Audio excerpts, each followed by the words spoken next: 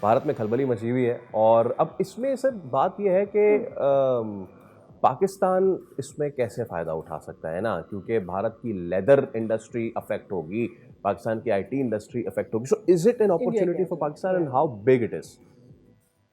دیکھیے پہلے تو یہ بھارت اور امریکہ کا تنازع اور یہ اس کو اینالائز کرنے کی ضرورت ہے کہ کتنا لمبا چلے گا.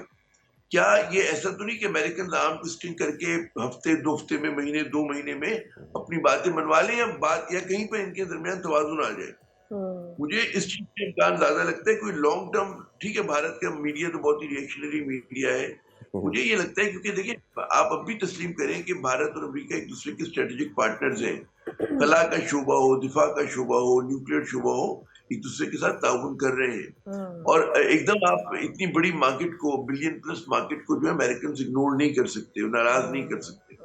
تو یہاں پر میں دیکھ رہا ہوں کہ آنے والے دنوں میں جب ٹرمپ اپنی بات منوا لیں گے, ان کی وہ ہمیشہ ہائی اسٹیک سے شروع کرتے ہیں کہ جی مجھے 50 روپے کا کنسیشن چاہیے, پھر 20 روپے پہ ہو جاتے ہیں. تو پہلے تو یہ کہ بہت لانگ ٹرم لائن دیکھ رہا ہوں. اور اس کی ایک اعلیٰ مثال ایپل کے ساتھ بھی ابھی کل ہوئی ہے. کل پہنچے ہوئے تھے ایپل والے وہاں پر ٹرمپ کے پاس, انہوں نے 24 کیرٹ گولڈ کی ان کو ایک شیلڈ دی ہے, کچھ پیسے بھی دے دیے ہیں ساتھ میں. So I think that puts it where کہ وہ جو مسائل ہے میرے خیال میں وہ حل ہو بھی سکتے ہیں شاید انڈیا کے ساتھ. But well let's see, time اس کو ڈیسائیڈ کرے گا کیا ہوگا. عامر صاحب بہت شکریہ.